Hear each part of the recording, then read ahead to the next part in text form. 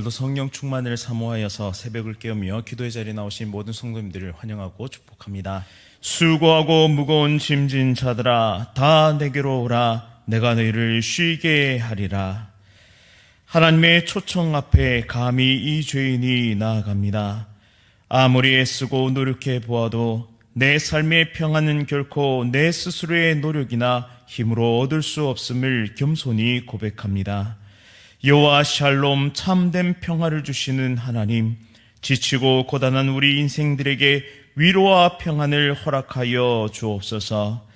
예수 그리스도의 십자가 은혜와 부활의 능력을 의지하며 삶의 모든 어려움들을 이겨내는 믿음을 더하여 주옵소서. 새생명 축제 가운데 풍성한 은혜를 부어주시어 많은 새가족들을 보내주심에 감사드립니다. 이번 주일 더 많은 영혼들이 하나님께 나와 생명의 복음을 듣고 예수 그리스도를 영접하며 영원한 생명을 얻는 참으로 복된 시간 되게 하여 주옵소서. 지치고 고단한 모든 인생들에게 여호와 샬롬 평화를 허락하여 주옵소서.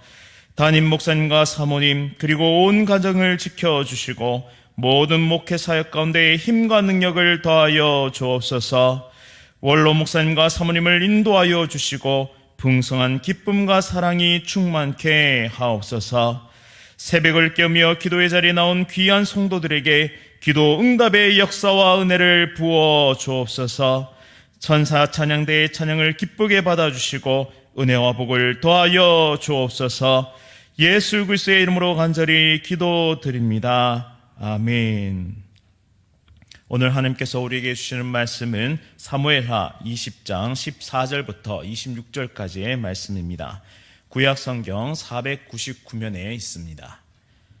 사무엘하 20장 14절부터 26절까지의 말씀. 사무엘하 20장 14절부터 26절 한 절씩 교독하실 때 살아계신 하나님의 음성 들으시기 바랍니다. 세바가 이스라엘 모든 지파 가운데 두루 다녀서 아벨과 벳마가와 베림 온 땅에 이르니 그 무리도 다 모여 그를 따르더라. 이에 그들이 벳마가 아벨로 가서 세바를 애우고 그 성읍을 향한 지역 언덕 위에 토성을 쌓고 요압과 함께 한 모든 백성이 성벽을 쳐서 헐고자 하더니 그 성읍에서 지혜로운 여인 한 사람이 외쳐 이르되 들을지어다 들을지어다 청하건대 너희는 요압에게 이르기를 이리로 가까이 오라 내가 내게 말하려 하노라 한다 하라. 요압이 그 여인에게 가까이 가니 여인이 이르되 당신이 요압이니까 하니 대답하되 그러하다 하니라. 여인이 그에게 이르되 여종의 말을 들으소서 하니 대답하되 내가 들으리라 하니라. 여인이 말하여 이르되 옛 사람들이 흔히 말하기를 아벨에게 가서 물을 것이라 하고 그 일을 끝내었나이다. 나는 이스라엘에 화평하고 충성된 자 중 하나이거늘 당신이 이스라엘 가운데 어머니 같은 성을 멸하고자 하시는도다. 어찌하여 당신이 여호와의 기업을 삼키고자 하시나이까 하니 요압이 대답하여 이르되 결단코 그렇지 아니하다. 결단코 그렇지 아니하다. 삼키거나 멸하거나 하려 함이 아니니 그 일이 그러한 것이 아니니라. 에브라임 산지 사람 비그리의 아들 그의 이름을 세바라 하는 자가 손을 들어 왕 다윗을 대적하였나니 너희가 그만 내주면 내가 이 성벽에서 떠나가리라 하니라. 여인이 요압에게 이르되 그의 머리를 성벽에서 당신에게 내어 던지리이다 하고 이에 여인이 그의 지혜를 가지고 모든 백성에게 나아가매 그들이 비그리의 아들 세바의 머리를 베어 요압에게 던진지라. 이에 요압이 나팔을 불매 무리가 흩어져 성읍에서 물러나 각기 장막으로 돌아가고 요압은 예루살렘으로 돌아와 왕에게 나아가니라. 요압은 이스라엘 온 군대의 지휘관이 되고 여호야다의 아들 분하야는 그렛 사람과 브렛 사람의 지휘관이 되고 아두람은 감력관이 되고 아이노스의 아들 여호사밧은 사관이 되고 스와는 서기관이 되고 사독과 아비다라들은 제사장이 되고 다 함께 읽겠습니다. 야엘 사람이라는 다윗의 대신이 되니라. 아멘. 공동체를 살리는 사람이라는 제목으로 말씀을 선포하도록 하겠습니다. 베냐민 지파와 유다 지파 사이의 그 간극을 틈타고 반란을 일으켰던 세바가 세력을 모으기 위해 온 이스라엘을 다닙니다. 그를 따르는 사람들이 많이 생겨났지만 그 규모는 그리 크지 않았던 것으로 보입니다. 결국 목숨을 부시하기 위해서 이 요새화된 도시 벳마가 아벨로 세바가 숨어들게 되었죠. 다윗은 서둘러 반란을 진압하기 위해 군대를 보냈고 군대의 장관은 요압이었습니다. 요압은 살인 기계와 같이 냉혹한 인물이었습니다. 자신의 권력을 위해서라면 수단과 방법을 가리지 않고 사람을 처치하는 인물이었죠. 이전 본문에서 살펴본 것과 같이 요압은 자신들의 정적을 제거하기 위해 갖은 애를 썼던 인물입니다. 특별히 새롭게 떠오른 경쟁자 아마사를 인사하는 척하면서 그 배를 찔러서 죽였습니다. 또 아마사는 요압의 이종사촌이었는데요. 그만큼 자신의 권력을 유지하기에 애를 썼던 인물이 바로 요압이었습니다. 또한 그는 이미 항복한 이스라엘 군대 장관이었던 아브넬도 개인적 원한을 갚느라 동일한 방식으로 처리했으며 다윗의 아들 압살롬을 제거할 때도 한치의 망설임도 없이 찔러 죽였던 인물입니다. 사람을 죽이는 일에 기계처럼 움직였던 이 요압은 진압군들을 동원하여서 세바와 반란군들이 숨어간 이 성읍을 에워싸게 됩니다. 만약 그가 공격을 감행하게 된다면 이 성읍에 있는 많은 백성은 죽음을 당하게 될 것입니다. 그는 한 명도 빠져나가지 못하도록 성을 포위하는 이 공성전을 하기 시작했는데요. 세부적으로는 토성을 쌓는 계책을 시행합니다. 당시 성벽의 하부는 암석으로 되어 있어서 매우 견고했기 때문에 이 토성을 쌓아서 그러니까 상부는 흙으로 만든 벽돌로 되어 있었기 때문에 상대적으로 취약했습니다. 그래서 토성을 쌓고 그곳에 공성병기를 가지고 올라간다면 성벽에 구멍을 내고 들어갈 수 있었습니다. 이렇게 일촉즉발의 상황이 벌어졌고 아벨성 내부는 죽음의 공포로 가득 차게 됩니다. 이 절망적인 상황 속에서 놀랍게도 한 여인이 일어서는 것을 본문을 통해 발견할 수 있습니다. 16절에 성경은 그 여인을 지혜로운 여인이라고 말합니다. 이 여인은 이제 요압을 부르면서 협상을 요구하게 되는데요. 당시 사회에서 일반적으로 여인의 지위는 남성보다 낮았습니다. 하지만 그가 온 성읍을 대표해서 이렇게 나설 수 있었다는 것은 이 성읍에서 어느 정도 지휘력을, 영향력을 가지고 있었던 여인이었던 것 같습니다. 그 영향력은 아마도 지혜로 말미암은 것이었겠죠. 이제 요압과 여인의 대화가 이어지게 되는데요. 여인은 요압에게 옛 사람들이 흔히 말하기를 아벨에게 가서 물을 것이라 하고 그 일을 끝내었나이다 라고 아벨이라는 이 도시가 지혜의 도시임을 이야기합니다. 이 아벨이라는 성읍에는 현자들이 많이 살고 있었고 사람들은 어렵고 힘든 인생의 문제 앞에서 해답을 찾기 위해서 아벨로 나왔던 것으로 보입니다. 그런 지혜의 도시를 파괴하는 것은 어리석은 일이라는 것이죠. 그리고 이어서 지혜로운 여인은 자신이 이스라엘의 화평하고 충성된 자 중에 하나임을 말하면서 이 성읍에는 다윗 왕에게 충성하는 많은 백성들이 있다라는 사실을 분명하게 보여줍니다. 그리고 어찌하여 이스라엘 가운데 어머니 같은 이 성을 멸하고자 하며 어찌하여 여호와의 기업을 멸하고자 하느냐라고 반문합니다.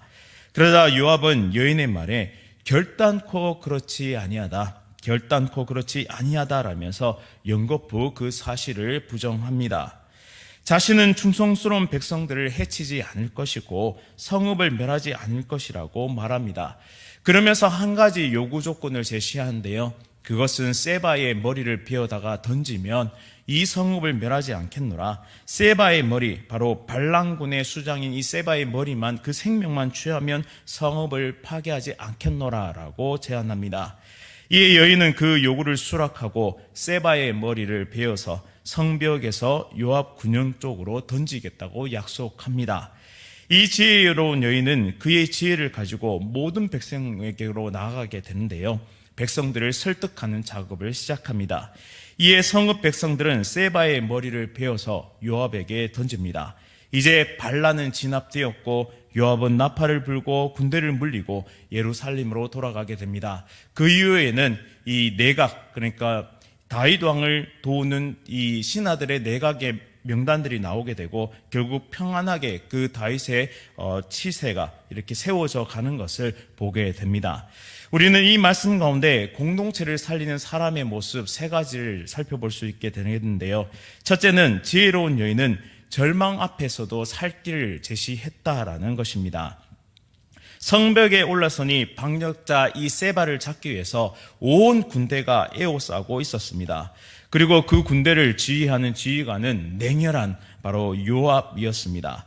만약 우리 인생에도 이런 어려움이 닥쳐온다면 누구나 절망하고 낙담하고 말 것입니다.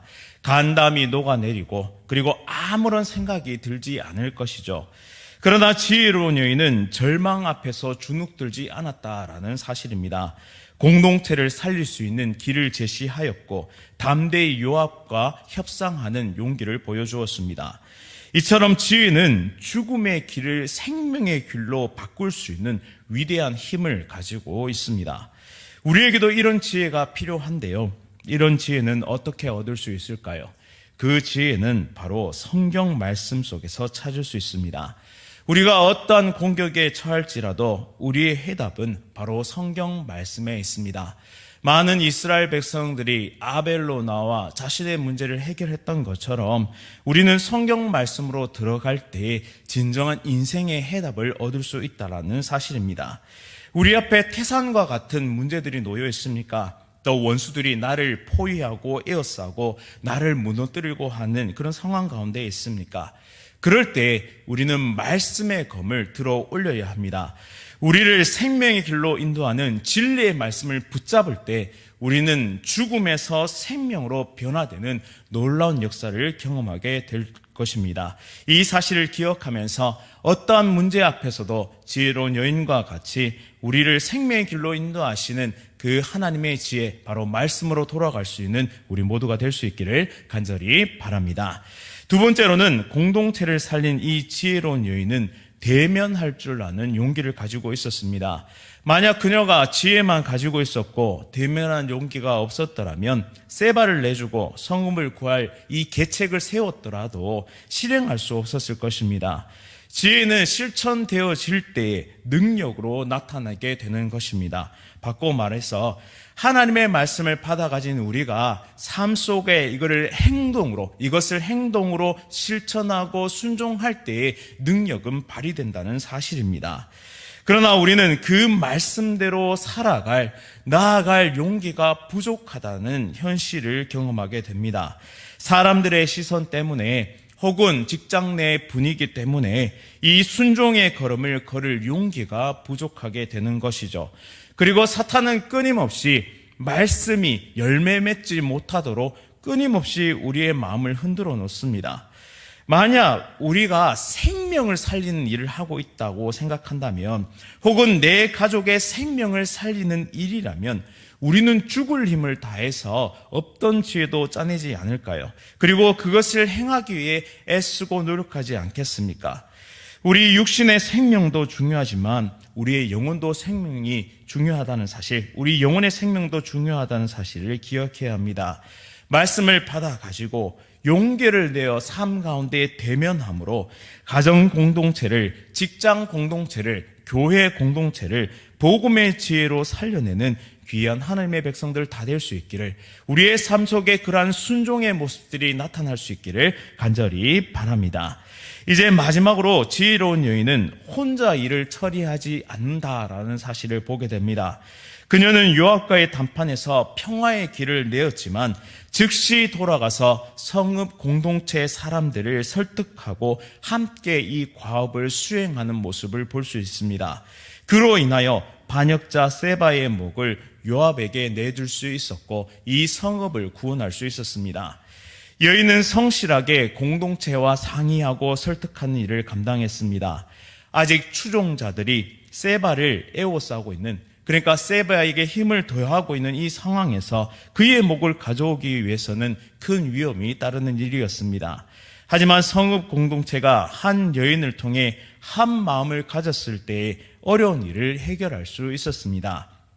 이처럼 공동체를 살리는 사람은 분명한 비전을 제시하는 사람입니다. 과정에 있어서도 왜 이것을 해야만 하는가라는 질문에 충분히 답을 줄 수 있어야 하는 사람이죠. 세바는 반란의 명분이 부족했습니다. 그러나 지혜로운 여인은 세바의 목이 필요한 이유를 분명하게 제시하였습니다. 그것은 바로 성읍의 모든 생명이 달린 일이다.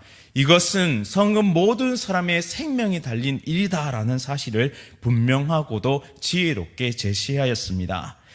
우리는 세상 속에서 왜 예수 그리스도를 믿어야 하는지에 대한 분명한 답을 품고 살아가야 하는 사람들입니다. 그리고 그 답은 말이 아닌 우리의 행함과 그리고 우리의 삶으로 나타나야 한다는 것이죠. 그러기 위해서는 반드시 예수 그리스도와 동행하는 삶을 살아야만 합니다. 오늘도 하루를 살아가면서 왜 그리스도인이 되어야 하는가, 왜 예수 그리스도를 믿어야 하는가를 분명하게 보여줄 수 있는, 이 세상 가운데 분명하게 보여줄 수 있는 우리 모두의 삶이 될 수 있기를, 그렇게 지혜로운 여인과 같은 삶을 살아갈 수 있기를 간절히 바랍니다. 교회가 탄생한 이래 수많은 위기들이 찾아왔습니다. 하지만 하나님은 교회 가운데 말씀의 지혜를 입히시고 능력의 힘을 더하셔서 그 모든 난관을 뚫어 오늘날에까지 이르게 하셨습니다. 앞으로 많은 도전과 위기들이 우리 가운데 펼쳐질 것입니다. 하지만 한 여인을 사용하셔서 이스라엘의 이 비극을 막으신 하나님의 은혜가 우리 삶 가운데도 충만하게 임할 줄 믿습니다. 여호와 샬롬, 하나님의 평화가 이루어지는, 우리가 딛고 살아가는 모든 삶의 전역에서 이 여호와 샬롬 하나님의 평화가 이루어지는 지혜와 용기와 성실을 달라고 함께 기도하면서 오늘 하루를 시작할 수 있었으면 좋겠습니다. 그리고 분명한 것은 왜 예수 그리스도를 믿어야 하는가에 대한 분명한 해답을 가지고 또한 살아가는, 또한 분명한 해답을 제시할 수 있는 믿음의 백성들이 다 될 수 있기를 간절히 바랍니다. 그래야 오는 이 새생명 축제 정말 하루더를 정말 하나님 안에서 풍성한 축제로 살아가는 우리 모두의 삶이 될 수 있기를 간절히 바랍니다. 말씀을 기억하면서 함께 기도하겠습니다. 세상은 평화를 원하지만 전쟁의 소문은 더해지고 있습니다. 이 땅의 진정한 평화는 오직 하나님만이 주실 수 있음을 믿음으로 고백합니다. 하나님, 우리에게 말씀의 지혜를 더하여 주셔서 복음의 분명한 진리를 우리 가운데 채워주셔서 우리 모두가 공동체를 살리는 사람, 생명의 길을 내시는 하나님을 선포하는 사람이 될 수 있도록 복음의 지혜자들로 서게 하여 주옵소서. 특별히 인생의 많은 문제들 앞에서, 절망 앞에서도 살 길을 찾는 지혜를 허락하여 주시고, 특별히 삶을 대면하며 문제를 대면할 수 있는 용기를 허락하여 주옵소서. 또한 분명한 비전과 분명한 목표를 제시할 수 있는 지혜로운 사람들이 될 수 있게 하시며, 삶의 진정한 의미를 보여줄 수 있는 거룩한 그리스도인들이 될 수 있도록 인도하여 주옵소서. 하나님, 우리 가정 공동체를 하나님 앞에 맡겨드립니다. 또한 직장 공동체를 하나님께 드립니다. 교회 공동체를 하나님의 손에 맡겨드립니다. 하나님의 의롭고 완전하시고 힘있는 그 능력의 손으로 함께 하셔서 든든히 세워지는 귀한 공동체 될 수 있도록 은혜 베풀어 주옵소서. 또한 간절히 기도하는 것은 지혜의 근원 되시는 예수 그리스도와 동행하는 삶을 살아가게 하시고 성령 충만으로 승리하는 하나님의 백성 다 될 수 있도록 은혜 베풀어 주옵소서. 예수 그리스도의 이름으로 간절히 기도드립니다. 아멘. 하늘에 계신 우리 아버지여, 이름이 거룩히 여김을 받으시오며 나라가 임하시오며 뜻이 하늘에서 이루어진 것 같이 땅에서도 이루어지이다. 오늘 우리에게 일용할 양식을 주시옵고 우리가 우리에게 죄 지은 자를 사하여 준 것 같이 우리 죄를 사하여 주시옵고 우리를 시험에 들게 하지 마시옵고 다만 악에서 구하시옵소서. 나라와 권세와 영광이 아버지께 영원히 있사옵나이다. 아멘. 오늘 하루도 성령 충만으로 승리하십시오.